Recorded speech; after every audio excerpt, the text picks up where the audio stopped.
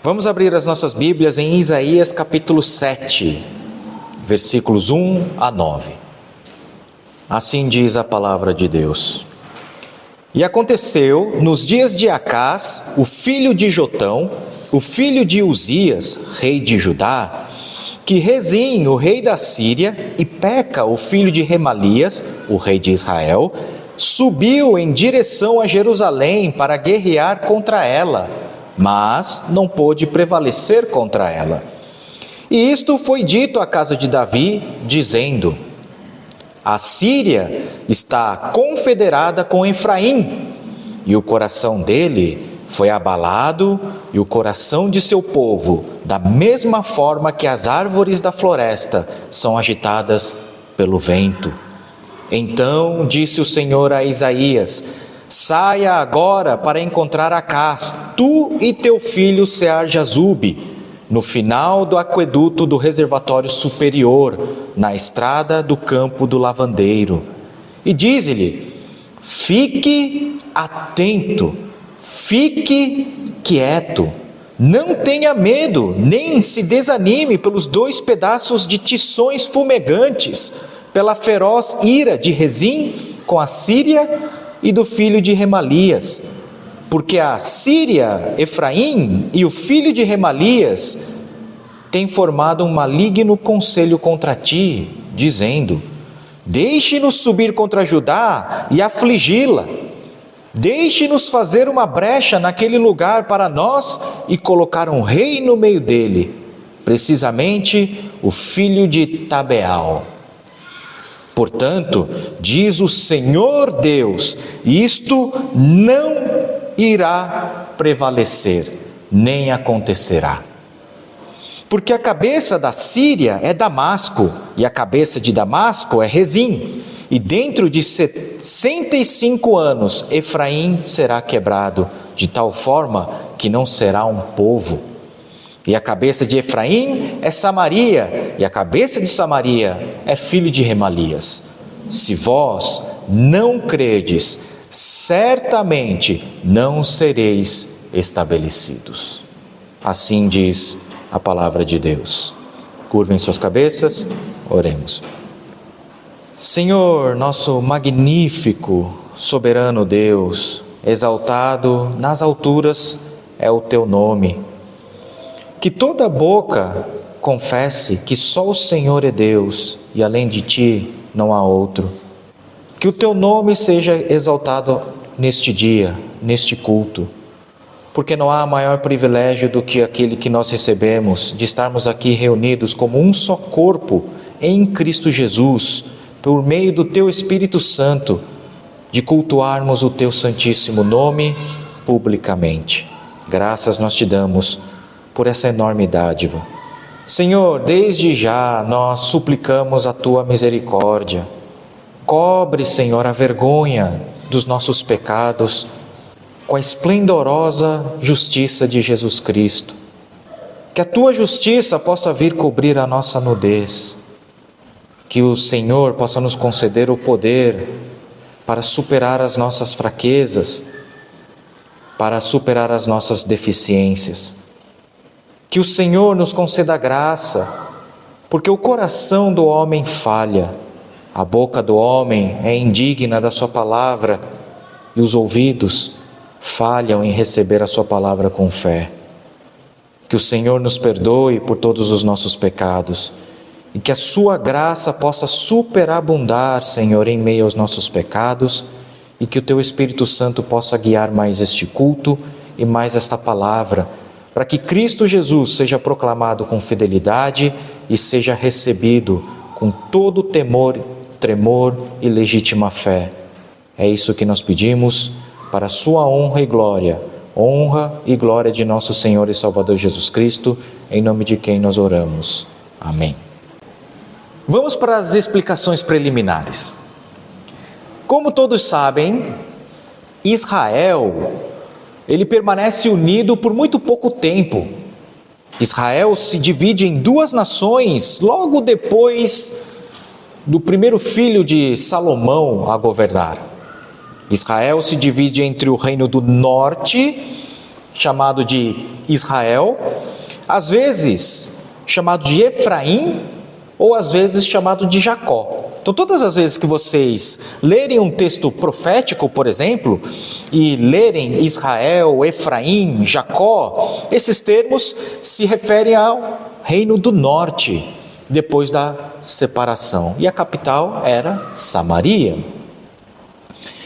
O reino do sul é chamado de Judá, e a capital é Jerusalém. E na época desta mensagem de Isaías, dessa passagem que nós acabamos de ler, o rei de Judá se chamava Acás, da linhagem de Davi, e o rei do reino do norte de Israel se chamava Peca, filho de Remalias. Então nós temos os dois reinos identificados e os dois reis que governam estes reinos. Acás no reino de Judá e Peca, filho de Remalias, em Israel. Também nós temos uma terceira nação importante aqui, a nação chamada de Síria. Por favor, nesta pregação não confundam Síria com Assíria. Tudo bem? A capital da Síria era Damasco. A capital da Assíria era Nínive. Então essas 4 nações estão envolvidas nessa profecia. O rei da Síria era Rezim, ele governava a partir de Damasco. E no horizonte de todas essas nações, na verdade das nações dessa região em que estava encontrado Israel, pairava uma gravíssima ameaça nessa época. A expansão imperial da terrível Assíria, cuja capital é Nínive. A Assíria estava se levantando como o império hegemônico, cruel, violento, talvez um dos povos mais violentos da antiguidade. A Assíria estava varrendo o mapa, conquistando cidade após cidade, com brutalidade e impiedade. As nações, as que ainda resistiam ao avanço assírio, estavam tremendo de medo. E dentre elas se encontrava tanto o reino do norte, Israel, quanto o reino do sul, Judá, quanto Síria. Todos, então, a essa altura, não é a primeira vez que eu dou esse contexto, né? Já devem estar acostumados com esse fundo histórico, né, em que se desenvolve o ministério profético de vários profetas do Antigo Testamento, em que o exílio do reino do norte, Israel, acontece pelas mãos dos assírios. Então, diante dessa grande ameaça que paira no horizonte de todos os povos dessa região, de serem aniquilados e conquistados pela terrível Assíria, a questão é ter ou não ter fé. E a questão de ter ou não ter fé está necessariamente vinculada com a vida e a morte. E aqui eu me refiro à vida e à morte não somente biológica, mas vida eterna e morte eterna. O reino do norte, Israel, cuja capital é Samaria, já havia tomado a decisão fatal nesta escolha. O caminho escolhido foi o do homem, o caminho foi o da descrença. O reino do norte, Samaria, havia recusado a palavra de Deus, a generosa oferta de Deus de salvação e se entregado ao pecado, se entregado à idolatria, selando assim o seu destino. O reino do norte, Israel, foi condenado à destruição. Mas Judá não. Nessa época dessa profecia, Judá ainda teria a chance de escolher entre a vida e a morte. Judá ainda teria a escolha entre o caminho da fé e o caminho da descrença. E para conter a ameaça da Assíria, Peca, o rei do Reino do Norte, o rei de Israel, o rei de Samaria, se juntou a Rezim, rei de Síria, para fazer uma aliança política. Peca, rei de Israel, havia rejeitado a soberania de Deus, o reinado de Deus, havia rejeitado Deus como rei e fonte da vida e havia decidido pela aliança política. Ele havia decidido por confiar no poder das espadas. É a tão importante aliança sírio-efraimita, forjada para enfrentar os avanços dos assírios. Então os assírios estavam avançando, Peca, rei de Israel, Rezim, rei de Síria, se juntam, porque talvez a união faça a força. E talvez juntos nós possamos resistir e sobreviver.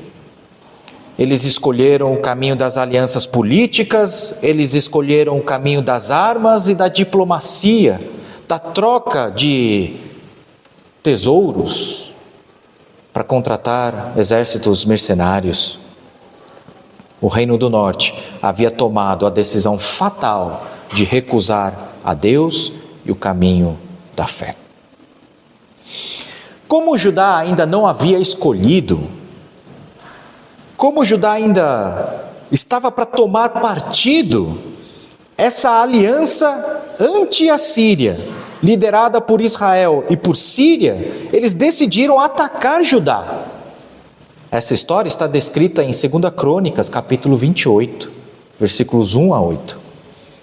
Eles decidiram atacar Judá para remover de lá o rei da linhagem de Davi, Acás, e colocar um rei fantoche que eles poderiam controlar, para trazer Judá, para aumentar os exércitos, para trazer Judá para essa coalizão anti-assíria.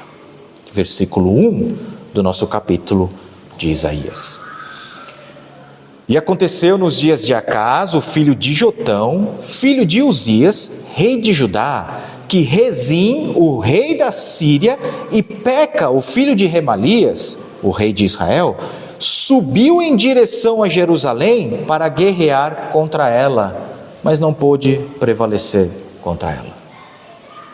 Então, a atmosfera em Judá é de escuridão. A atmosfera em Judá é de medo.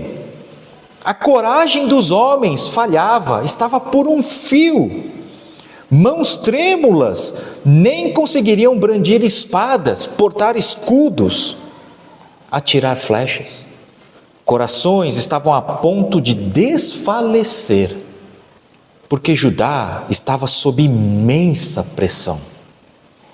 Porque ele estava esmagado entre duas forças superiores. De um lado, a aniquilação sob as impiedosas botas dos assírios, que esmagariam eles sem dó, caso eles tomassem partido da coalizão.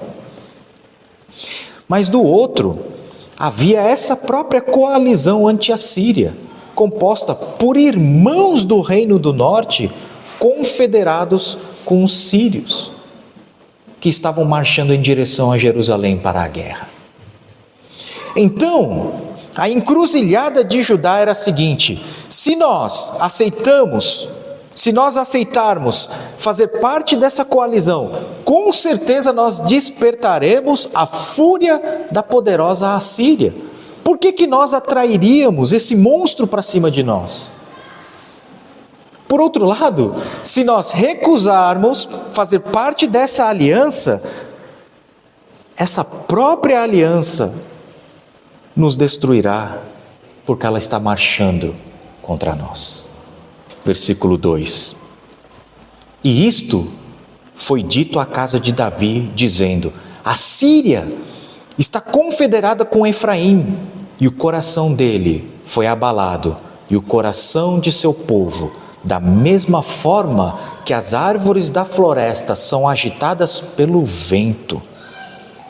O rei recebeu a notícia da divisão de inteligência deles.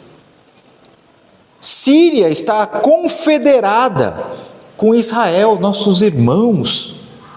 Quando o rei recebeu essa notícia, o coração do rei deu um sobressalto, foi abalado. E o coração do povo se enfraqueceu de medo, a tal ponto de ser comparado às árvores da floresta que são agitadas pelo vento. Se eu puder trocar por uma frase mais simples, quando eles receberam a notícia de que essa coalizão estava marchando em direção a Jerusalém para a guerra, eles começaram a tremer como vara verde. Não havia mais homens de coragem neste tempo. Não havia mais líderes capazes de fortalecer os corações do povo para resistirem. Todos estavam desfalecendo de medo. Porque a aniquilação despontava no horizonte. O que se pode fazer diante de inimigos tão poderosos, tão maiores, tão cruéis? O que se pode fazer contra uma obstinação tão forte a serviço de uma ira tão terrível, que marcha com cavalos, com carruagens, escudos, espadas e lanças reluzentes? O que se pode fazer contra tanta violência? São tempos de escuridão, mas em meio a mais densas trevas, uma luz rompe essa escuridão e a palavra do Senhor vem ao povo por meio do profeta. Versículo 3. Então disse o Senhor a Isaías: saia agora para encontrar Acás, tu e o teu filho, Sear-Jazube, no final do aqueduto do reservatório superior, na estrada do campo do lavandeiro. Deus, Ele rompe essa escuridão e indica claramente por meio da sua palavra o caminho de vida.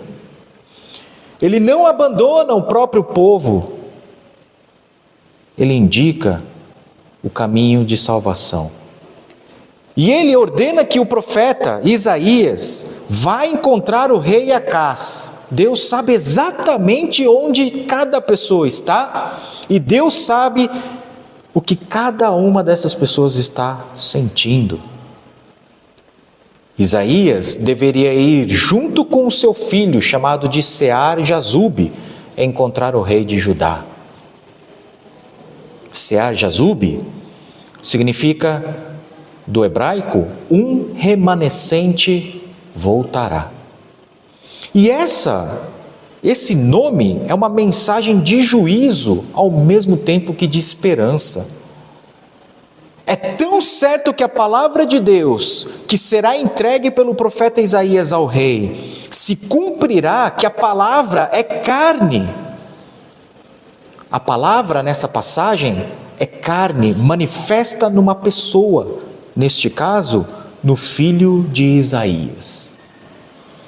A destruição virá, o juízo de Deus será derramado, porque se um remanescente voltará, significa que a ampla maioria do povo de Israel seria exilada.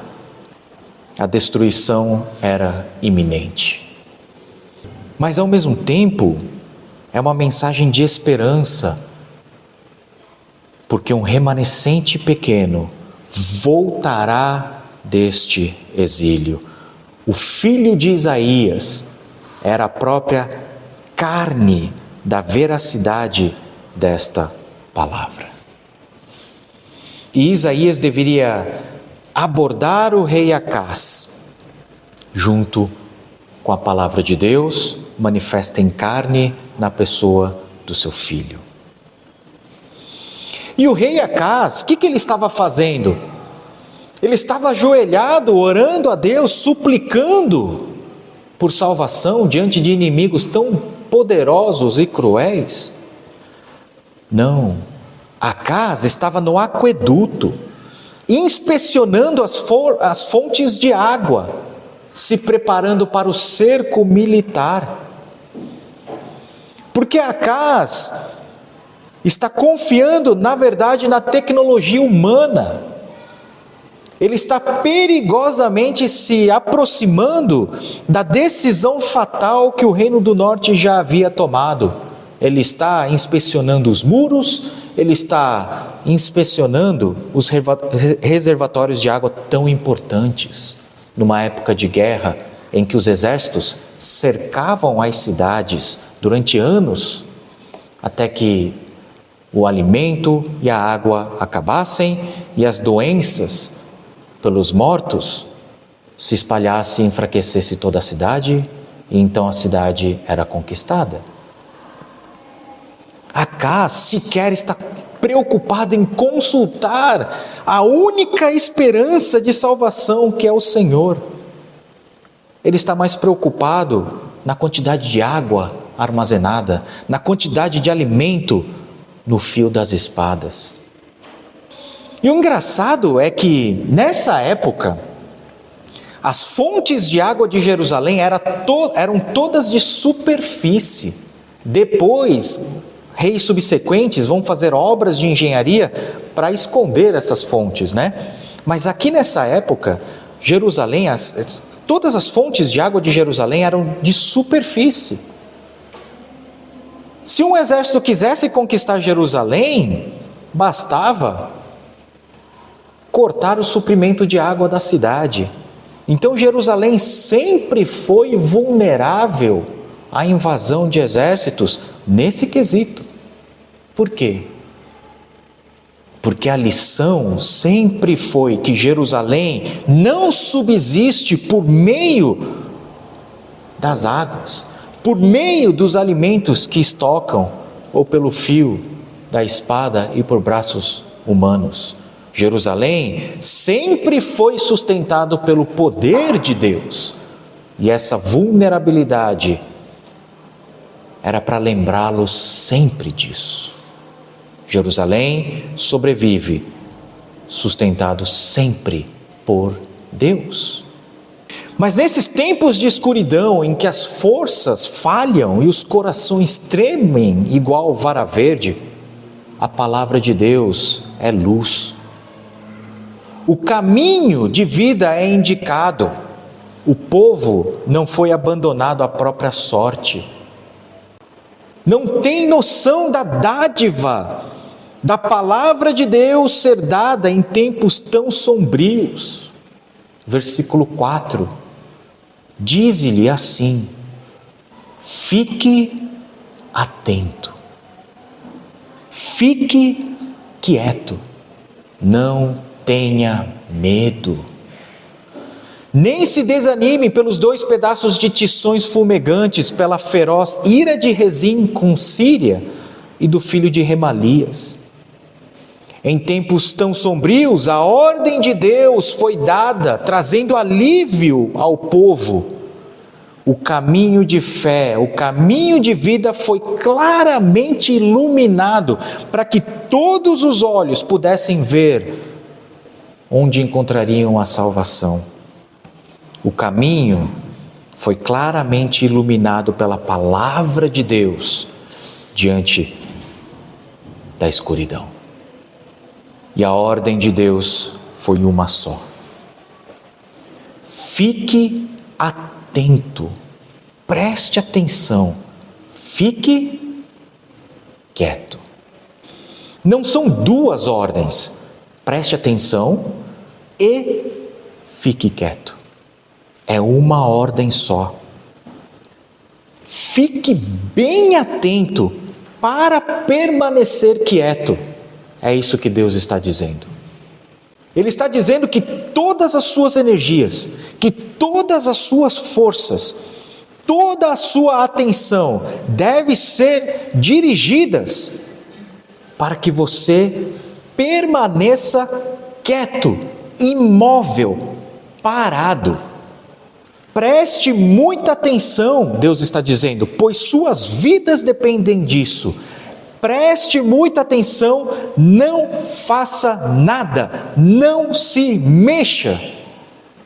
Essa foi a ordem de Deus em tempos de guerra. Mas que ordem sem lógica é essa? Numa guerra as pessoas devem fazer absolutamente de tudo, menos ficarem paradas.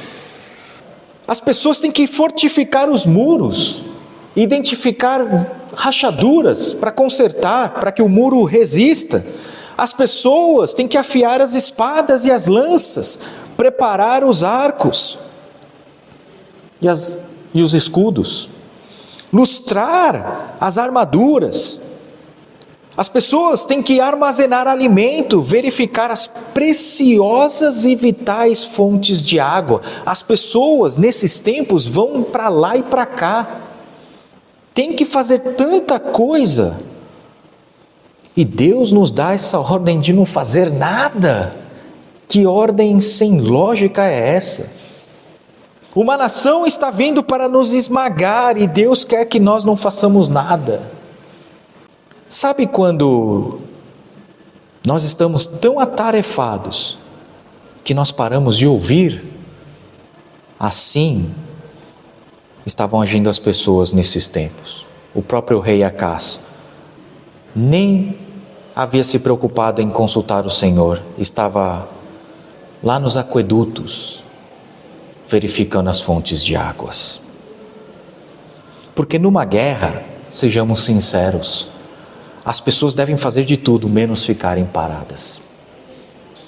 Diante de um exército que marcha, que vem para eliminar nossas vidas sem misericórdia, não fazer nada, ficar parado.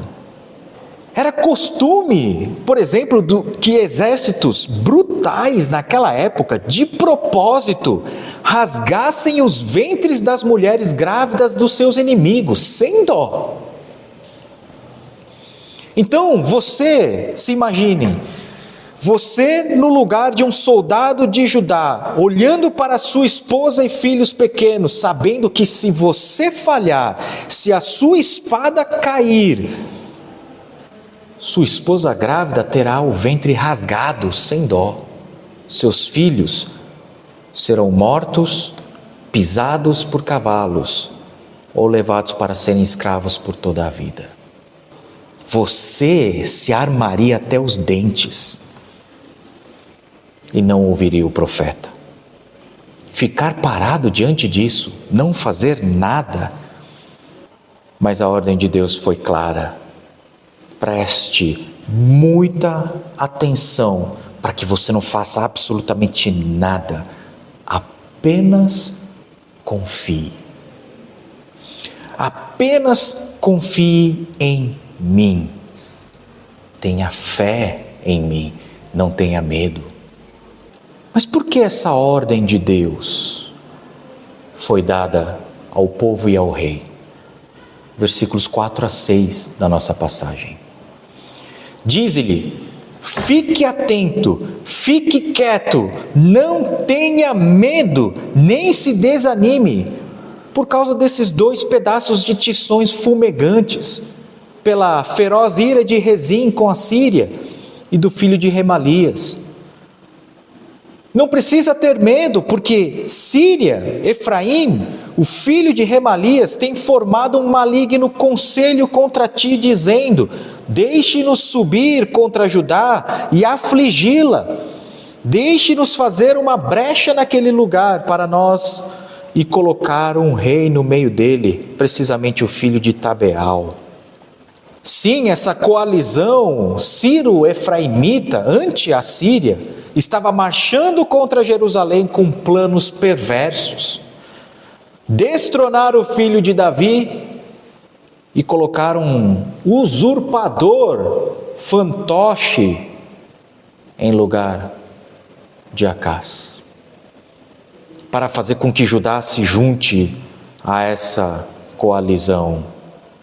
Homens planejam, homens neste tempo, viram Jerusalém como peças que poderiam usar como bem entendessem, simplesmente para satisfazer os seus próprios desígnios de autopreservação e autoglorificação.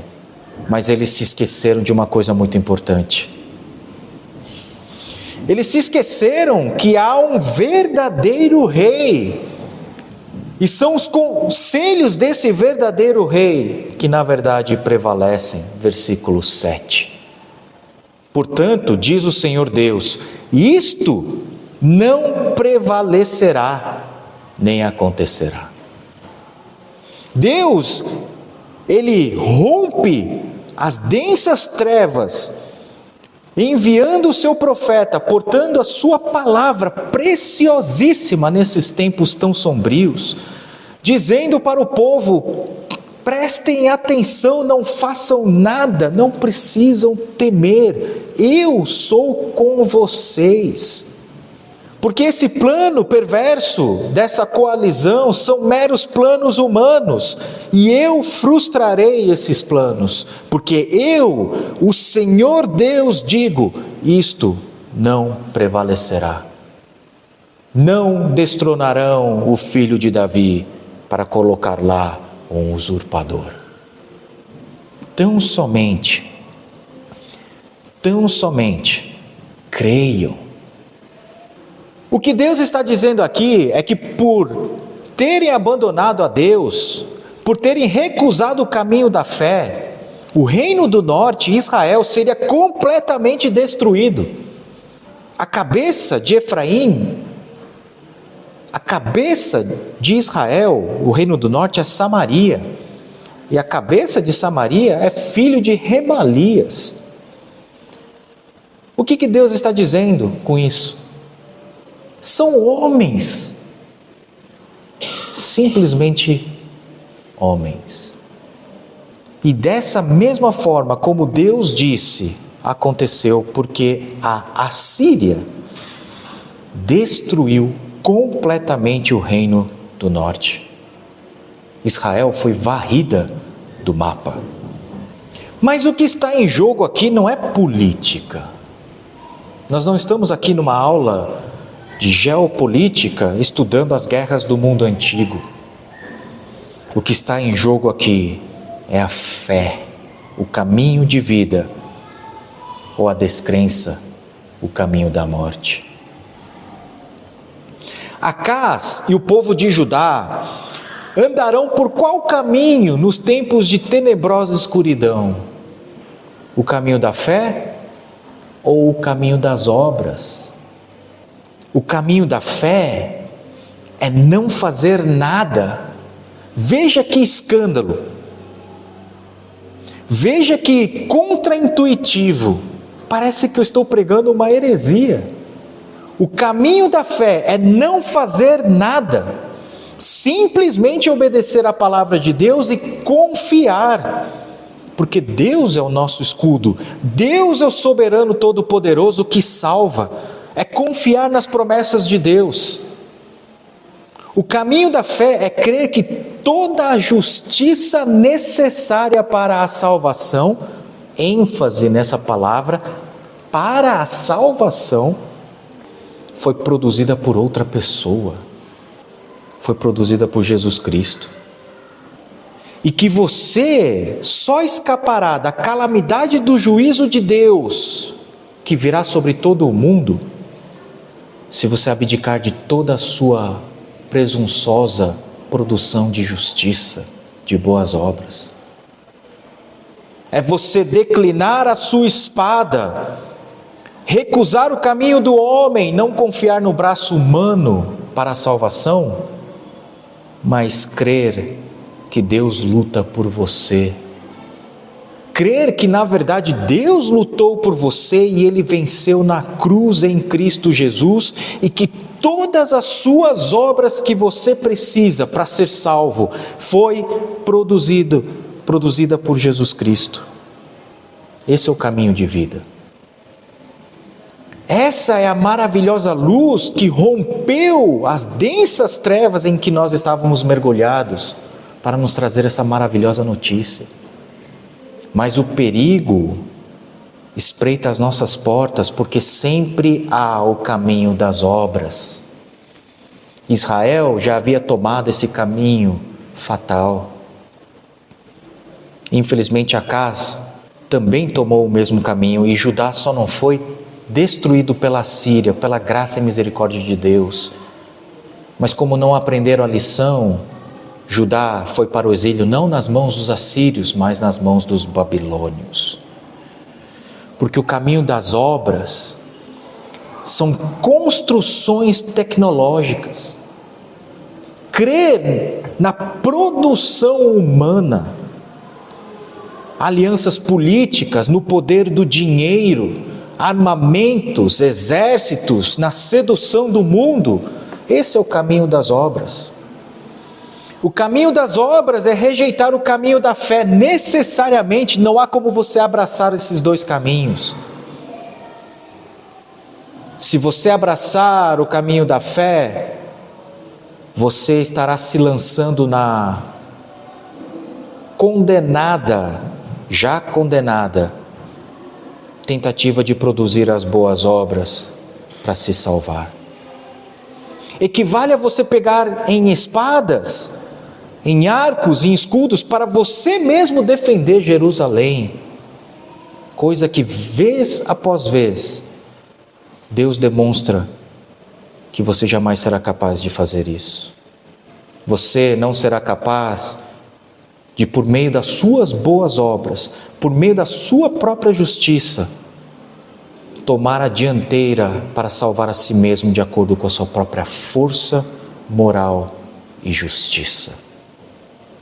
E o veredito de Deus é dado com toda a firmeza no versículo 10. Se vocês não crerem, certamente não serão estabelecidos. Portanto, a questão aqui é de vida ou morte. Se vocês não permanecerem firmes na fé, se vocês não permanecerem caminhando perseverante no caminho da fé, vocês não permanecerão em nada. Certamente vocês não permanecerão. Vocês perderão suas vidas, tudo aquilo que vocês mais valorizam. A rejeição do caminho da fé é a autossuficiência. Eu sou fonte suficiente de sustento, eu sou fonte em mim mesmo de justiça, de santidade, eu posso produzir essas coisas, basta que Deus me dê um empurrão. A rejeição do caminho da fé é a autopreservação, preservação coletiva por meio de alianças políticas, confiança no homem, nos caminhos e poderes do mundo, inclusive do dinheiro, da ética humana. Só que rejeitar o caminho da fé é abraçar a morte, e esse abraço será eterno. Na nossa história, Acaz, o rei de Judá, ao invés de confiar em Deus, de prestar muita atenção, ficar parado e ser salvo, a Acaz, ele faz aliança com a própria Assíria, reconhecendo que o senhorio da Assíria é superior ao senhorio de Deus, que os deuses assírios são superiores ao próprio Senhor. Então Acaz, nesse caminho de vida ou morte, para resistir a esse exército da coalizão sírio-efraimita, Acaz pede ajuda do próprio demônio. Acaz recusa a Deus e abraça o próprio demônio, abraça a própria Assíria. Isso é um solene e grave aviso, porque se vocês não crerem, certamente não prevalecerão. Abandonar a fé é perder absolutamente tudo. E existe um ponto sem retorno. Esse ponto sem retorno é falhar em responder em fé a Deus. E quando você atravessa esse ponto sem retorno, você precipitará o juízo final de Deus, de endurecimento, e você será destruído. Em tempos de escuridão, vocês têm que estar com a mente afiada, prestar muita atenção, porque muitos são os caminhos de morte e um único caminho de vida. E esse único caminho é o da fé. Se vocês não crerem, certamente perecerão vocês e a sua casa. Porque a fé é a característica distintiva do povo de Deus. Sem fé não há povo. Se constantemente o povo rejeita o caminho da fé, não possuindo a fé, sequer eles são um povo de Deus. Sequer eles são um povo de Deus. Mas o povo de Deus, a marca distintiva é justamente sempre nesses tempos de escuridão e densas trevas, escolher o caminho da fé. O caminho ilógico, contraintuitivo, que é confiar em Deus, tudo aquilo que nós temos de mais precioso, nossas vidas e as vidas de todos aqueles que nós amamos. Calamidade está decretada ao pecador. O mundo pecador já está condenado e a pena é terrível e eterna. Se não houver fé nesta congregação, se não permanecerem no caminho da fé, se não confiarem somente em Deus e no único caminho de salvação dado por Deus em Cristo Jesus, mas em algum ponto esta congregação abraçar o mundo, certamente saibam que não irão prevalecer.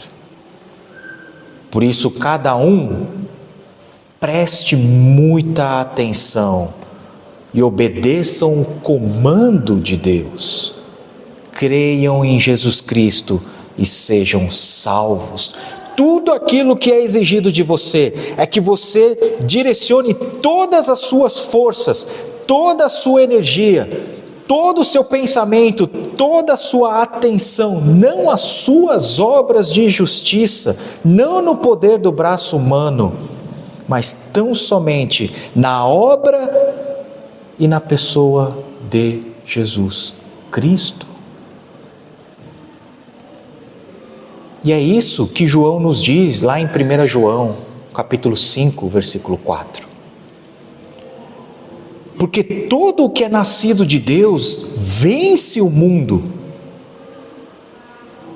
E esta é a vitória que vence o mundo: a nossa fé. A vitória sobre a Assíria, a vitória sobre a coalizão sírio-efraimita, nunca esteve na habilidade militar dos generais e do rei. Nunca esteve no poder de cavalos, de exércitos. O poder invencível para vencer não só a Assíria, não só uma coalizão de nações, não só a Babilônia, mas para vencer o mundo inteiro. Quem diria? É a fé. Fé em Jesus Cristo. Portanto, escolham o caminho da fé e não das obras. Não na tecnologia humana, nas criações humanas, nos códigos morais, éticos. Fiquem atentos, tomem muito cuidado, porque suas vidas dependem disso. Recusem os caminhos do mundo e abracem a fé que vence o mundo. E essa fé é a fé em Jesus Cristo. Creiam em Cristo Jesus como Senhor e Salvador e sejam salvos. Você e a sua casa. Curvem suas cabeças, oremos. Senhor, nosso generoso, misericordioso, providente Deus, muitas graças nós te damos por mais um dia em que pudemos cultuar o Senhor. Não há dom, não há dádiva maior do que essa, concedida em Cristo Jesus. Muitas graças nós te damos. Que o Senhor possa nos abençoar em mais uma semana. Que o Senhor possa nos prover todas as nossas necessidades, porque vivemos tempos muito difíceis. Que nada nos falte, que tenhamos o nosso pão de cada dia. E que o Senhor nos proteja, porque vivemos tempos muito perigosos. Não somente de violência física, mas por causa de todo o falso ensino que infelizmente tem coberto a superfície deste planeta. Que o Senhor nos guarde da violência desses homens e que o Senhor nos traga de volta a semana que vem para mais uma vez, segundo a sua graça, cultuarmos o Senhor em Cristo Jesus, no poder do teu Espírito Santo. É isso que nós pedimos e oramos em nome de Jesus Cristo. Amém.